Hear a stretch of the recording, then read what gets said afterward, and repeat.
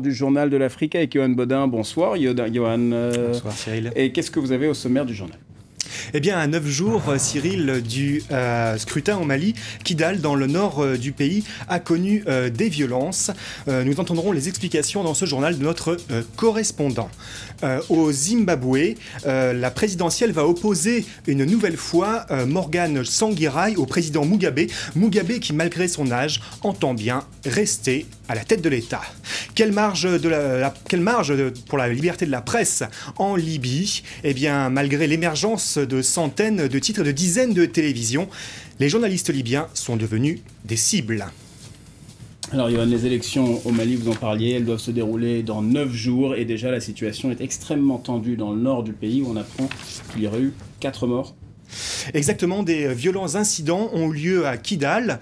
Ils ont opposé les jeunes de la communauté Touareg aux membres des différentes communautés noires de la ville. Des boutiques ont été incendiées, le marché saccagé. 4 morts, donc vous le disiez, sont à déplorer. L'armée malienne serait intervenue, serait déployée en centre-ville ? Alors effectivement, l'armée malienne, c'est une première, s'est déployée en centre-ville. Il s'agit d'un contingent de quelques 200 éléments qui étaient pour l'instant cantonnés dans leur base. Il faut dire que la tension est vive et la rancune tenace entre ces soldats maliens et les séparatistes touaregs. Le retour de ces militaires maliens avait été négocié lors des accords de Ouagadougou. Objectif, restaurer la souveraineté de l'État en vue de l'élection justement du 28 juillet. Alors nous sommes actuellement en ce moment en ligne avec Serge Daniel, notre correspondant à Bamako. Ces événements, Serge, à Kidal, sont-ils de mauvais augure pour le bon déroulement du scrutin à venir ? Ah oui, tout à fait, parce que vous l'avez dit, 4 civils tués, un marché incendié, des boutiques saccagées et brûlées, et de nombreux civils de la ville de Kidal ont trouvé refuge actuellement dans un camp militaire sous la protection de l'armée malienne et des casques bleus. Voilà le tableau. Alors, un seul candidat à la présidentielle malienne s'est rendu récemment à Kidal, et pour la petite histoire, un groupe de Touaregs a empêché un moment l'avion de ce candidat de décoller. Nous sommes quasiment aujourd'hui à 1 semaine du premier tour de la présidentielle, et on se demande toujours si les opérations de vote pourront se dérouler sur place. En tout cas, par ces actes de violence contre les populations qui souhaitent ardemment voir Kidal être sous le contrôle du pouvoir central de Bamako, le groupe de Touaregs armés auteur de ces violences de ces 24 dernières heures montre clairement qu'il ne souhaite pas la tenue des élections le 28 juillet prochain dans cette région qu'on appelle encore l'Adra des Iforas. Serge Daniel depuis Bamako, merci beaucoup. Et Johan, le Nigeria va retirer une partie des troupes qui sont actuellement stationnées au Mali. Est-ce qu'il faut y voir une autre mauvaise nouvelle pour la tenue du scrutin ? Alors effectivement, c'est le souhait du président nigérian, Goodluck Jonathan. L'annonce a été faite à la clôture du sommet de la CEDEAO.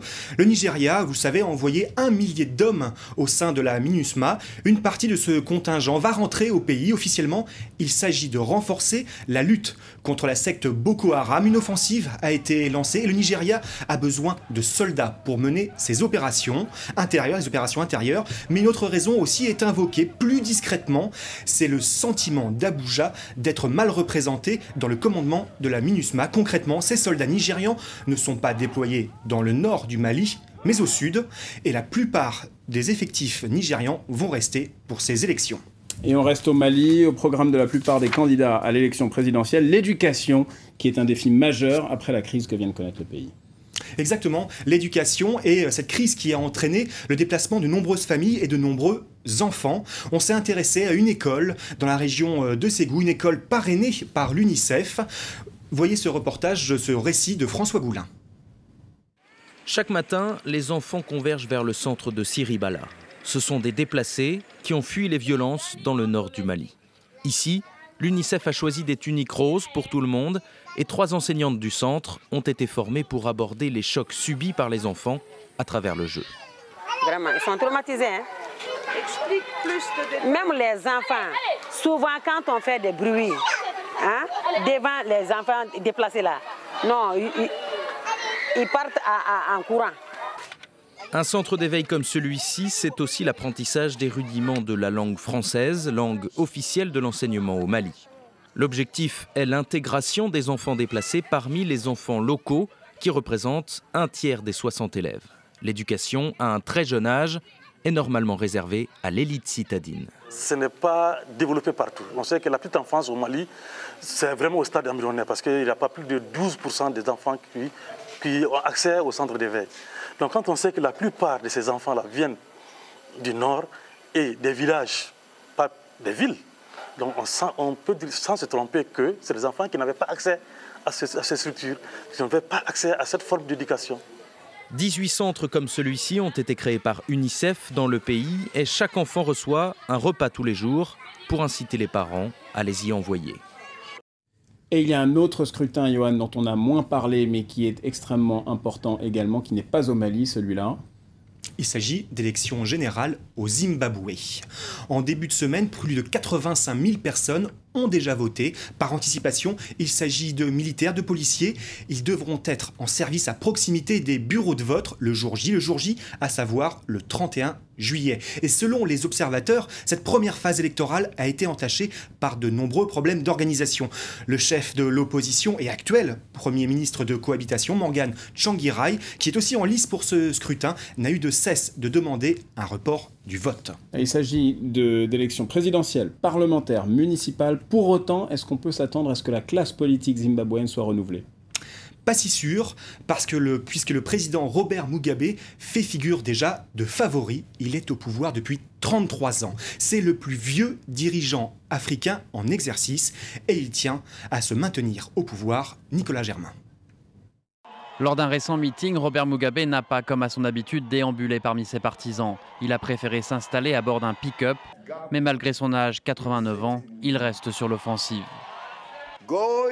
Aller à la bataille en sachant très bien qu'il existe un ennemi politique. Mugabe a remporté la première élection post-indépendance au Zimbabwe en 1980. À l'époque, il était perçu comme un héros qui avait combattu le colonialisme. Mais il s'est radicalisé au cours des années, saisissant les fermes dont les propriétaires étaient blancs et envoyant sa milice personnelle faire taire ses détracteurs qui le qualifient de dictateur. Malgré tout, beaucoup pensent qu'il sera réélu. Mugabe a montré qu'il ne quittera pas le pouvoir avant de mourir. Et c'est le problème, s'il gagne l'élection, le Zimbabwe aura un président aux capacités mentales diminuées et qui empire. Les militants de son parti, le ZANU-PF, sont confiants. Je soutiens le ZANU-PF et nous allons remporter cette élection facilement. Nous soutenons le président Mugabe car il nous a apporté la liberté et nous voterons pour lui jusqu'à la fin des temps. Le 31 juillet, Mugabe compte bien gagner et garder son statut de chef de l'État le plus âgé d'Afrique. Johan, on passe à la Côte d'Ivoire. La procureure de la Cour pénale internationale, Fatou Bensouda, est à Abidjan. Exactement, Fatou Bensouda. Fatou Bensouda. Fatou Bensouda est venu étayer son dossier sur l'ex-président Laurent Gbagbo. Détenu à La Haye, il est soupçonné de crimes contre l'humanité. En cause, les violences post-électorales qui ont fait près de 3000 morts en Côte d'Ivoire. La procureure de la CPI a expliqué à la presse être en mission technique. On l'écoute. Il y a eu une décision récente des juges de la CPI. 2 sur 3 ont demandé des informations additionnelles pour cette affaire. Et ma mission est principalement de rencontrer ceux qui nous aident à obtenir des informations. Et Guillaume Soro, président de l'Assemblée nationale de Côte d'Ivoire, était lui en Égypte, dans la capitale, au Caire. Il a conduit une mission de l'Organisation internationale de la francophonie. Exactement. L'Égypte, vous savez, est membre de la francophonie depuis 30 ans et son assemblée générale peut exclure un pays s'il y a rupture de l'ordre constitutionnel. Parmi les pays actuellement exclus, Madagascar, le Mali et la République centrafricaine. La délégation a rencontré les nouvelles autorités égyptiennes ainsi que des membres des frères musulmans. On écoute Guillaume Soro qui s'inquiète du sort de Mohamed Morsi, le président destitué, actuellement toujours détenu par les militaires égyptiens.